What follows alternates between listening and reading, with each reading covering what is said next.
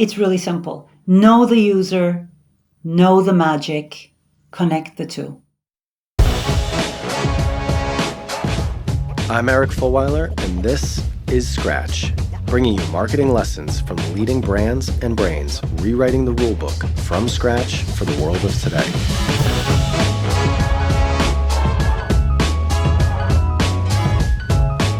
Hey everyone, my guest today is Yonca Dervişoğlu. She is the Vice President of Marketing for Europe, Middle East, and Africa for Google, a company that you might have heard of. She's been at Google for more than 12 years and oversees teams in 35 countries. She's responsible for marketing everything from hardware to consumer apps to ads platforms, so she's got a very broad perspective on modern marketing to drive the growth of all of those businesses for Google. She also co-founded Google Arts and Culture, an initiative that has trained millions of people to date across EMEA and also helped millions of people find jobs.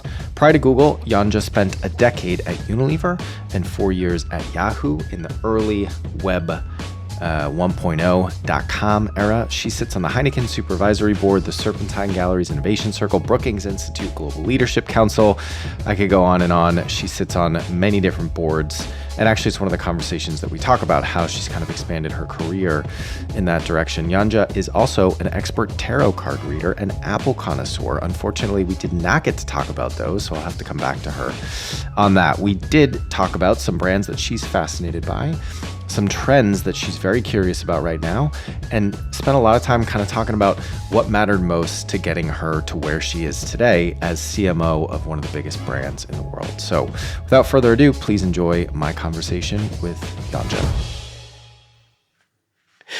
Hey Yonca, how you doing? Thanks so much for joining me. Great to be here, Eric. Great. To kick things off, I'd love to hear about a brand that you are fascinated by right now, and obviously it can't be Google, has to be another one. Oh man. Well, first of all, thanks so much for having me here. A brand that I'm fascinated about, there's a couple. One is Gucci, not just because of the amazing movie, which felt like a 2-hour long ad for Gucci. That was just amazing. But also because I just am about to join their board, the board of Kering, which is the company that owns Gucci, Saint Laurent, Alexander McQueen. And I'm fascinated by the brand. In some way, they're very experimental and great in digital. In some ways, I look at their website and think about buying something on the Gucci website versus other websites like Net-a-Porter, Matches, the whole journey of discovery and to purchase, to return, and the whole experience. I just think, A, they're amazing, but B, they have so much more to do. And that excites me. It's hard to separate the marketer from the shopaholic as I look at these brands. But Gucci definitely, or Saint Laurent, all those Kering brands really excite me, both personally and professionally. When I was interviewing for the board, they were saying, and telling me about the board and stuff. And at the end, they said, and this is the kind of salary a board member gets, and you get this card. It's a 50% discount. I was like, what? Sold. So I'm not sure if it's real, or if I imagined it. But if that's the case, I was like, you should totally lead with that. And then, so I'm excited about that, and I'm excited about, we're going to say something. There's one more brand I want to tell you. No, I do want to hear about that. I have to say about the movie. So I read the book, and the movie I actually didn't finish, and it was I think it was well done. I could not get past the cognitive dissonance of why they were Italian, speaking in English, but with heavily and very bad Italian accents. I just couldn't make it work. Yeah.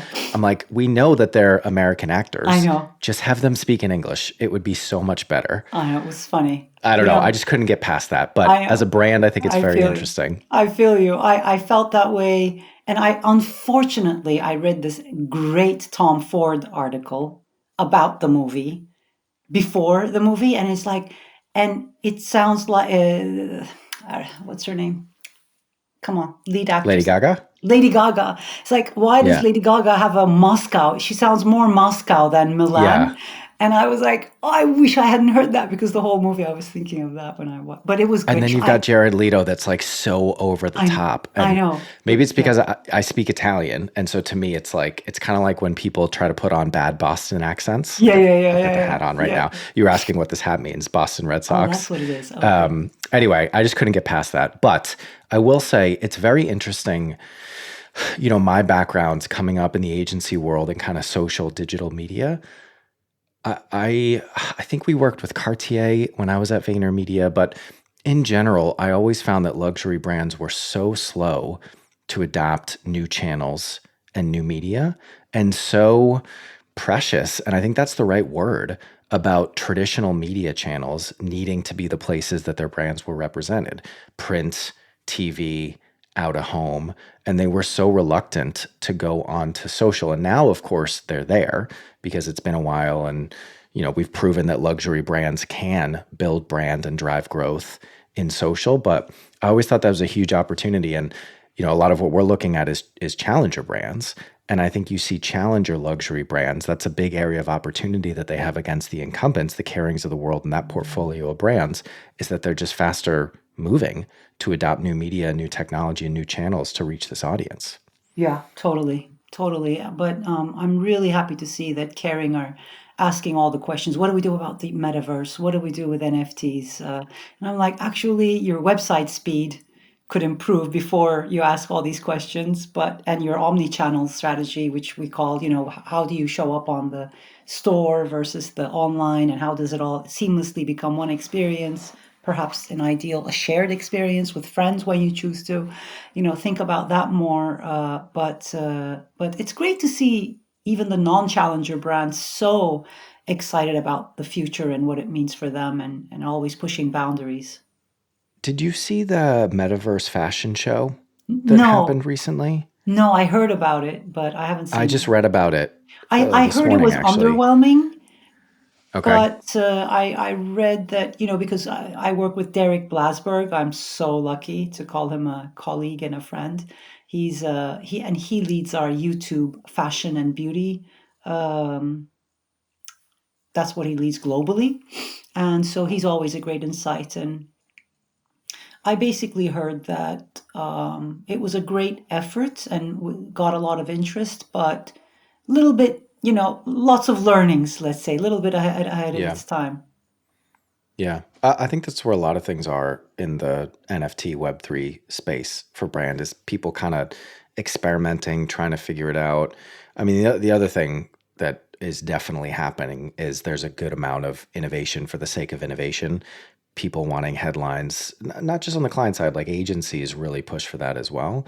But I think, and I hope pretty soon, you're going to see some of these brands that either have experimented a little bit and gotten learnings, or have been waiting and kind of measuring twice to cut once with their activation in NFTs and Web3, that I think are going to do something very different. And I think the biggest difference is going to be a lot of what brands have done so far has been focused on ownership. Hey, you get a virtual t-shirt from Balenciaga that you can wear around the metaverse. And I think the bigger opportunity is actually access. So you, the holder of this token, get to come to the backstage version of the next fashion show that we do. So it's, oversimplified, and there's so much more that goes into it, but I'm really interested in kind of the next wave of NFT and brand activations and what that's going to look like. Yeah, but I mean, I really welcome. I totally agree. We always think like the first TV ads were print ads on a TV screen, right? So it's like the virtual T-shirt that you mentioned but it's actually going to be about experiences, access to experiences. You're so right. But I just welcome this whole experimentation and leaning forwards from the fashion industry, because on one hand, they can be quite anti-online. I have one friend who's a CMO of a big fashion brand, and she's like, actually, my title is marketing, but what's the opposite of marketing when you're trying to make it so exclusive and so hard to get? Like, that's kind of my job. And the luxury world is really good at that as well, like on marketing, or it's actually another way of marketing, really. Yep, exactly. But then, Sorry, I jumped in. So what was yeah, your second brand? No, I really want to tell you this other story that you reminded me of, because there's one end is fashion brands leaning almost so much in towards the future that they miss the basic things that they could be doing right now, putting their brand's online and offline experience well together, looking at that data in one coherent way, making their apps and websites much faster, much more user friendly, like just the nitty gritty basics of online and offline. But I just applaud that they are leaning so forwards, and I'm like, no, no, no. Why don't you just focus on these basics first, and then we can experiment with the future? But that's in stark contrast to my early days when I joined the internet. And I remember I was at the Dorchester Hotel, this fancy conference with lots of CMOs, and I was like the little Yahoo CMO of Europe, and with the smallest budget, and the CMO with the biggest budget, and was giving a keynote speech, and he was the CMO of a big auto brand. So I listened very carefully, and then at the end, I raised my hand. He said, "Okay." So I said, "This is the year 2006, so it has to be put in that context. But still, we still have these kinds of CMOs today, which is why I'm applauding the other CMOs that are leaning towards experimentation." I said, 80% of people who are looking to buy a car start looking online, probably with a brand in mind, like yours, but they may or may not end up at the dealer of that brand, depending on how that online search goes. So with that in mind, what percentage of your budget is online? And he said to me, not just to me, to the whole room, like 0. And he was really proud of it. And he was like, this is just a marginal thing that you're talking about, and it's probably going to pass. And there's still a lot of people like that who just don't want to do anything. So, or think, I don't know, think it's not for them. So I really, that point you were making about challenger brands are really good at not being like that, and embracing online, experimenting, making mistakes, and moving on. So that's one thing you reminded me of. And then the other brand is another fashion retail brand. It's Mavi in Turkey. They are like the Gap, Banana Republic and Gap of Turkey. So they're very famous here, hundreds of stores around the country, and in fact, a global company with presence in other countries, and much more accessible. And actually, they also provide mainly jeans to probably some of the designer brands that you wear, but it's been actually made by them. So there's amazing company. I know the founders, the founding family. I've been on their board, and I've learned so much about their journey and what's the role of marketplaces that sell their products versus their online stores versus um, uh, offline stores. What does the brand mean? What does it stand for? How do you do marketing in this day and age? It's been really, really exciting for me to learn from them and about this whole industry in the process. So those are the two brands, Mavi and Gucci. They even rhyme. So I want to go off script for a second, if Oh, you will yeah. allow me, because you mentioned already, and I know you're involved in so many organizations, board, advisor, etc. I'm just curious if there's a way, because I think there's people listening, and also for me, I just announced yesterday I took another board position with a fintech based out of Vancouver, Canada, that's trying to basically build a technology platform for family offices, which is an area of financial services that's very traditional and outdated. And I've done a couple advisory and board roles before. But with your experience, I'm very curious how you approach those roles. Do you have a way of thinking about your role, your involvement, what you focus on? Like for people listening, including myself, who are taking on board roles or looking to take on board or advisory roles, what advice would you give them on how to try to add the most value when your time is so limited and you might not always be so up to date on everything that's going on within the business? It's a great, great question. And I've certainly asked this question to many, many people and have had a few board roles now. So let me share my experience and my learnings. One is be in purposeful about what you want out of the board experience. For example, mine is, I started saying it's learning. Well, learning, you could listen to TED Talks in your own time, or go to a few conferences. And so you really need to be, mindful about what you're trying to do, and is the board role really the right answer to that? And I'm going to guess yes. Because you want to step out of your own area, which in my case is tech. But, I wanted to go back to boards on companies like Unilever, sort of more not the tech world. And I wanted to expand my horizons, and I wanted to be able to operate at that level, which is not just the sort of what a big responsibility it is, but it's also not an executive role. It's called a non-executive director.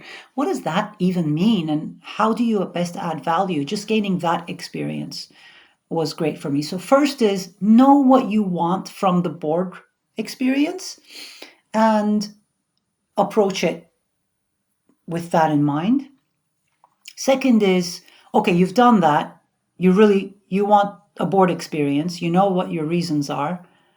Don't just say what I did in the beginning. Hey, so and so and so and so, you get approached a lot by boards or headhunters that are actually specialized in placing people on boards.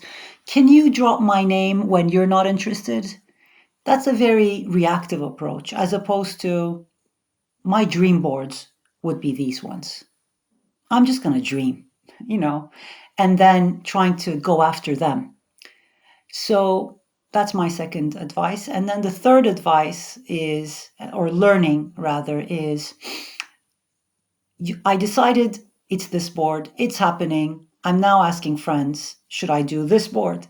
And one of my friends said to me, you need to know whether it's a mushroom board or not. I said, what's a mushroom board? He said, the CEO keeps it in the dark and feeds it shit. I was like, really? and I thought that was interesting. So what do you do with that information? What if the board you're joining is a mushroom board? And so, I guess that it doesn't really matter. It's not my full-time job. I'm there to gain experience and support the CEO and the board to the extent that they need me, which I realize isn't just in terms of my digital and marketing and women. Those are the three hats that I bring to every board I join. But it's actually, I've learned so much at Google about how we do compensation, how we set metrics, company culture, or AI impacting this industry or the retail industry when it was Heineken, or cybersecurity. I could bring so much from my company that would help this board that it doesn't really matter what kind of a board it is or not. But it was an interesting anecdote. So those are my 3.5 learnings, because the last one is once you know what kind of a board you've joined, you can still add value no matter what kind of a board it is. And you don't just add value by your experience, which is a lot. That's the starting point. But you can add value in many, many other ways beyond your experience that even you didn't think you would be adding value. I like that. Thank you for entertaining me. Going off script. We can come back on script. We've gotten through one question in 20 minutes. So at this rate, we'll be done at some point tomorrow, but I think that's the sign of a good conversation. Okay. So next question. And obviously we've touched on a little bit of this right now, but feel free to unpack something we've already touched on or go in a different direction. What are you most curious about right now in the role that you have, in the seat that you have in the industry?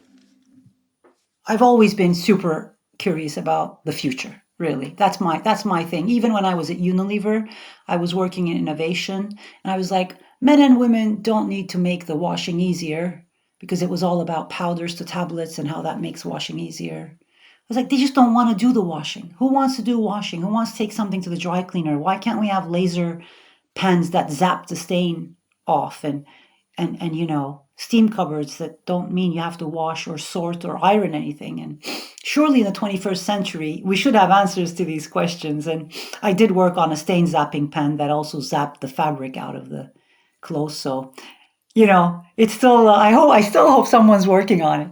But I'm always excited about the future and technology, and that sort of is what technology can do for people. That's always, and what more importantly, people will do with technology.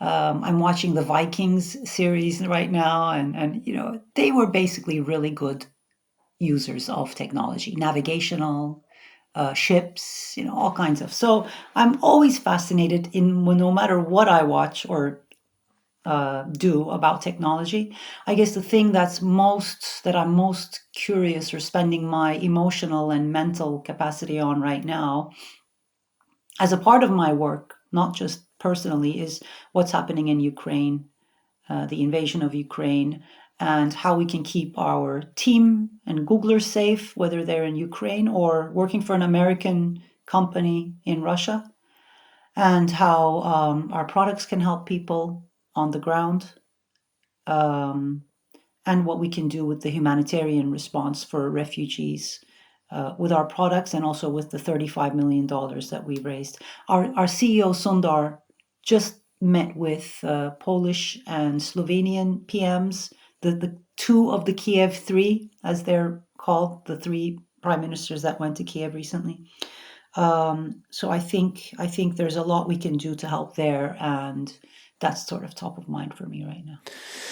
Yeah, I mean, we talked a little bit about that before we pressed record, but I don't know. I find myself kind of, perspective is everything, right? And even this conversation up until now, it's, you just kind of, sometimes I feel like I forget everything else that's going on. Not forget, but I think perspective is so important. And it's so important to recognize the things that really matter. And also, like we were talking about, and knowing a bit of what you told me and just mentioned now that Google is doing it, I think everybody needs to do their part, whether it's this, whether it's something else. It's something that I'm really passionate about. And obviously the scale of what we're doing at Rival is, barely registers on the map. But I really hope that in general, particularly with the way that general consumer expectations and attitudes towards businesses and brands are changing. And then, change doesn't happen gradually. It usually happens in kind of like staircase moments. And I'm hoping, the brands and how they've kind of been forced to react to what's happened here. I'm hoping this is a step change moment for brands to take a little bit more responsibility about how they spend their money and about how they build their businesses, and really having a broader approach to growth that's not just focused exclusively or vast majority on maximizing shareholder profit. So I know that's not exactly what you said, but it's kind of what I thought of hearing what you were talking about, and I think is a big opportunity that I hope continues and isn't just kind of like a blip on the map and then goes back to the way that it was. Yeah, no. I really don't think so. I think you make a really important point, and it's the bigger point of the smaller point that I was making that it ladders up to, which is companies can't just say, wash their hands off of their responsibilities in these moments. And there's so much for companies and brands, no matter how small or large or whichever industry they're in, that they need to do.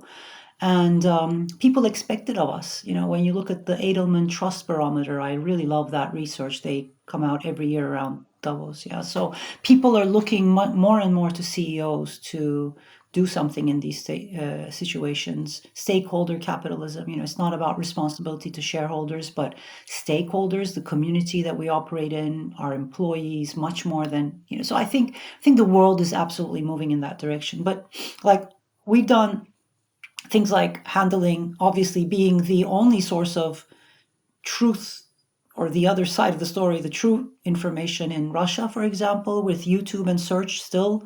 It's still going. We're not making any money or spending any money in marketing in Russia, that's for sure. So the revenue is down to zero and the marketing budget's down to zero. But search and YouTube are still very much up and running. And until the Russian government stops it, it will be up and running. And you can imagine how important that is as a source of global information to Russians. And And then I found myself marketing something called an air raid app.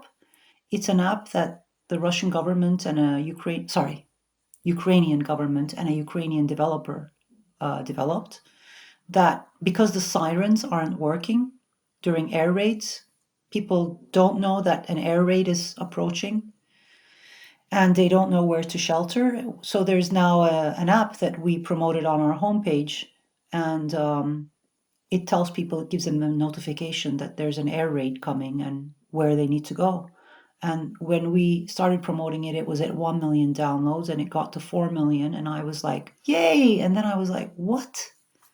That's like 3 million people in 24 hours that downloaded an app so they could hear about some bombs above their heads. Like, it's just so, I don't think I ever thought I'd be marketing such a thing. So, but then I'm really proud that we debated, could we do it like this? Could we do it like this? We could do it better. We just said, this is about speed. We've got to do things with speed. And I was just so in awe of my colleagues and how everyone I know, whether in Google or outside, got together and helped with things like million things like this through our products. And the humanitarian efforts and all the other companies. And I think everybody's been surprised at how unanimous the reaction has been, right, with Western companies getting together. So yeah. So this is a new thing that's been unfortunately put on your plate in recent weeks. But I'm curious to kind of broaden the scope a little bit and just talk a bit about what does a day in the life, either now or normally, look like for you? Because as CMO of Google for EMEA, it's a lot of markets. There's a lot that's under the Google umbrella these days: hardware, consumer apps, advertising, of course. I'm curious, and I think our listeners would be curious just to hear what a day in the life looks like for you. What I eat and when I sleep and exercise and family time, those are pretty much fixed. Especially in the pandemic, I found myself like in these routines. I always pretty much eat the same stuff, and definitely for breakfast, and cherish dinner with my daughters. Try to go to bed sensibly. Definitely between work and bed, I need to switch the brain off. It used to be like I need to watch years ago CSI, like just put my brain to solve it. I need to solve a crime before I go to bed, something like. So now it's Bridgerton. It varies. It was Vikings, but there's definitely a huge need to switch the brain off. And then I go to bed and I read a little, reading something called The Anatomy of Peace this week. So that's I do have quite a routine, which is just about to get mega disrupted with hybrid going back to work in April that we're doing as Google for the first time in 2 years. We're going back to work 3 days a week. So it's going to look different. I'm going to be commuting to work again at least 3 days a week. I'm going to be traveling much more, but I'll still try to keep to those boundaries. So I start with my boundaries, and then work-wise, so what happens during the day, that really, really varies. But I think there's 3 areas. One of them is making sure I'm working on the key priority areas. I'm quite clear, maybe not on a daily, but some friends of mine do it on a daily basis. The top 3 things I need to do today. I mean, I have my daily to-do list, but I think I have like top priority projects for the next several weeks. And then my assistant, who's like much more than an assistant, she's called my executive business partner. She and I agree, like no meetings outside these priorities. So working on the priorities. Second is team time, whether that's in just one-to-ones or with teams. And I've been doing this a lot more in the pandemic. I feel like I have a team across 35 countries. And I used to have this feeling that I had to always travel to them to get to be closer to them and to understand them and their users' needs and their customers' needs better, and for them to hear directly from me. But the pandemic's been a great equalizer, and I've gotten to tea times with my teams, with no agendas or just checking in on them. And I've met more people from my team, gotten closer to them, also because we all had this big shared experience of the pandemic. So I'm really grateful to that, and I will continue to do that. So spending time on my priorities, checking on my teams, and then just making sure I'm sane and keeping boundaries on my well-being. It's a constant effort, and I'm kind of a hyper person, so I'm my worst enemy. But those three would be my daily routine. It is a constant. We talk about work-life balance, and one of the big things that I'm passionate about with that is I don't think there's such thing as the right balance for everyone. I think there's the right balance for each person. And so it's I think it's less talked about now, post COVID and more working from home and more work flexibility and all that. But kind of the whole idea of, when hustle culture got canceled, I'm glad that it did, because I don't think that should be the expectation for everyone. And obviously, having spent 7 years working for Gary Vaynerchuk, like I literally come from that, probably the epicenter of where a lot of that came from. And I think it's good that it got balanced. But I think it's so important that people understand, like, balance is what you want it to be based on your priorities. And the worst thing is to have somebody else set them, whether it's, and this is probably the bigger risk, somebody who's telling you that you need to work 100 hours a week if you ever want to have a chance to be successful, because that can obviously lead down the wrong road. But so can choosing balance in a different way that's not right for you. So I think that's the thing I always push is, like, you got to understand what balance means to you, and then figure out and make sure that you try to maintain it as much as possible, knowing that very, very few days are actually going to have the balance that you want. And it's a constant effort. So I'm curious, looking back over the course of your career, what do you think mattered most? And if it's a few things, that's fine, of course, but what mattered most to getting you to where you are right now? First of all, I think my family. I grew up in Istanbul, but then my dad was teaching electrical engineering. He's a professor at University of California in Berkeley when I was in primary, or as the Americans say, elementary school age. And living in California at such an age where it really got into the who it shaped me, were formative years who shaped who I am and how I see the world, and the experience it gave me from growing up in a very protectionist economy in Turkey where nobody traveled and you couldn't even hold foreign currency at the time, to living in California. I'd never seen so many escalators and traffic lights. I was like, wow, they have so many traffic lights, and just UC Berkeley, which was next to Lawrence Hall of Science, and my first computer, like I was learning how to do BASIC and Fortran in the computer club, which was an elective course. Like it's really dating me now, but they were really exciting times for the technology world, my dad being an electrical engineer. So I think those were really, they really shaped who I am today. So I think I owe a lot to my family for shaping who I am, and my love of technology. And it's made me think about the Californian approach to technology. It's like, yeehaw, and a little bit unbridled, optimistic, and a little irresponsible, and not thinking about the unintended consequences of it. And then there's a Chinese way of approaching technology, which is again super ambitious, world class, and by any metric, and but different. It's more top down, isn't it? And I just feel like there is a way that Europe can lead in technology, a third way to the Californian and the Chinese way, and that is the European way.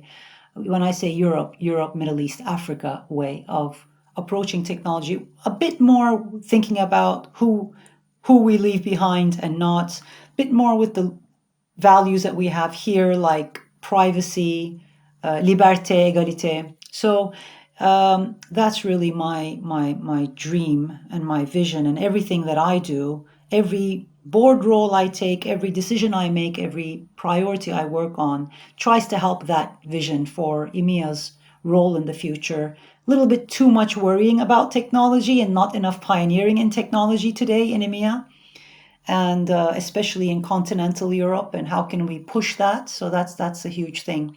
And going back to the kind of people, so when I was growing up, it was my parents, and then at Unilever, where I learned the foundations of marketing, and my bosses there that hired me, like Volkert Snape, Zeynep. Funnily, I've had more female bosses than male bosses my whole life. I wonder if that's a coincidence. And then moving into Yahoo, which was 20 years ago, and Fru Hazlitt, another amazing woman, she said to me, "Are you going to sell soap powder the rest of your life?" And because it was very hard for me to leave Unilever. Then leaving Unilever, joining the digital world, and then I became a mom. So I'm not thinking of changing any jobs. Thank you. I've got a big life change already. And then that's when I met Lorraine, my boss of 15 years now, who said to me, come to Google. And I was like, Google? It's just a search engine. And do they even do marketing? What do these people do anyway? And that's how I met them. And I was like one person after the other, mind blown, every interview. And I genuinely, and she was like, you're going to open, you're going to open offices in so many emerging markets. And I'm like, if half of what she's saying is true, I'm in. And it was more than, it was more than 100% of it true. So I really owe a lot to people like Lorraine, people like Fru, who got me into the tech world, my bosses in the Unilever world that I learned so much from, that I live off every day. Every meeting I live off stuff I learned at Unilever. So I think I'm glad you asked me that question, because there's so many people I feel greatly indebted to. And I have to say, Matt Britton, who is the president of Europe, Middle East, Africa. And I want to say, because he's great, but also having spoken about all my bosses and the women who have shaped my life, he's a man who's really championed me, given me opportunities. You can do this. No, I can't. Yes, you can. And you'll enjoy it. I'm like, really? And I think we women, well, men and women, need such people in our lives that give us the opportunities and the confidence and the visibility. So Yep. hugely grateful. Yeah. And I totally believe that careers, lives are built as much on who as what. Like who you know and how they influence you is as big a factor as anything else. So Yonca, I'm just conscious of time. I'd love to, let's maybe go to the question about your thoughts on rules for modern marketing. I'd love to cover that off before we have to jump off. So from your perspective, this long career working in multiple different industries, I'm sure you have thoughts from all of that experience, but sitting where you sit now, and for the marketers that are listening, what would you say are the most important rules for modern marketing in the world of 2022? I'm going to quote Lorraine and Andy Burnt, my dear friend and colleague Andy Burnt, and Lorraine Tuhill, my boss. It's really simple. Know the user, know the magic, connect the two. That's what we marketing people do. We need to know the diverse area of users really well. And I got that training from Unilever, actually, where we used to do house visits and try to understand people, and it was incredible. Just in addition to crazy research. And at Google, of course, that's combined with data. So know the user, know the magic. What is it that you can offer them in a unique way that meets a big need, and connect the two. Tell the story and tell it in diverse ways, from diverse voices. And I love that. I enjoy that. It's an ongoing challenge. I really like that. One of the things that I say, because I think often, particularly in big incumbent organizations, marketing ends up playing the role of promoting the product. And actually, and I do think it's more fundamental than it sounds. The role of marketing is ultimately to connect the product to the consumer, to drive growth of the business. And I think there's a fundamental difference there. But I think the way that you describe it, of know the user, know the magic, and connect the two, I like that. And I might steal it going forward.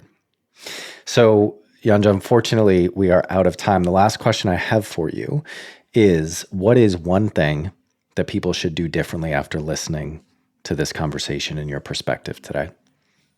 Yes, you would never guess this about me, but I'm super excited about metrics. So I have a friend who told me that in his Harvard MBA, he thought the finance and the accounting and economics classes were the most important. But then there was this one really no-brainer class called alignment, around the right metrics, that he now, as a very successful businessman, keeps referring back to. And so what do you want to achieve, and how will you be measured for it? I spend crazy amount of time, and I get it wrong, and I chase, as leaders especially, I think it's one of the most important things we can do is to set the right metrics towards the right outcomes that our teams can uniquely deliver. So, for example, sales of devices is a shared metric, but the retail experience score can be something that marketing can be uniquely measured on. Setting the right metrics that we are accountable for, that we can make an outsized impact on. I spend a crazy amount of time, months, on these because I have so many different areas. So I spend a lot of time, and I've done metrics that provide output but not great outcome. So I set the wrong metrics. I go back to the drawing board, and I really I spend a lot of time, what's the right outcome and how do we measure it? And so I cannot tell you how much time I continue to spend on that, and how as leaders, promotions, priorities, performance evaluations, motivation, focus, ideas, just by changing metrics, I've had so much different conversations, quality of conversations. And I could go on and on about this, but I guess to boil it down, I would say be very intentional about, as a leader, what kind of outcome that you want your teams to deliver, because it's one of the most important things that you could do. Yep. The phrase that we use, which is similar, is it's about outcomes, not outputs. And I think that's where people can kind of get distracted sometimes. All right. Well, thank you so much. I really enjoyed this conversation. I know our listeners will too. Lastly, just to kind of tie it off, if people want to connect with you, find out more about what you're up to, what Google's up to with everything you talked about today, where should we direct people to? You can find me on LinkedIn, Yonca Dervişoğlu, Google. There's only one Yonca Dervişoğlu at Google, so it should be easy to find on LinkedIn. Amazing. And thanks for saying your name again. It gives me a better chance of getting it right in the intro than I'm going to do right now. Well, Yonca, thank you so much again. It was great to meet you, and hope to cross paths with you soon in London. I hope so too, Eric. Great talking to you. Thanks a lot. Take care. Take care. Bye. Scratch is a production of Rival. We are a marketing innovation consultancy that helps businesses develop strategies and capabilities to grow faster. If you want to learn more about us, check out wearerival.com. If you want to connect with me, email me at eric@wearerival.com or find me on LinkedIn. If you enjoyed today's show, please subscribe, share with anyone you think might enjoy it, and please do leave us a review. Thanks for listening, and see you next week.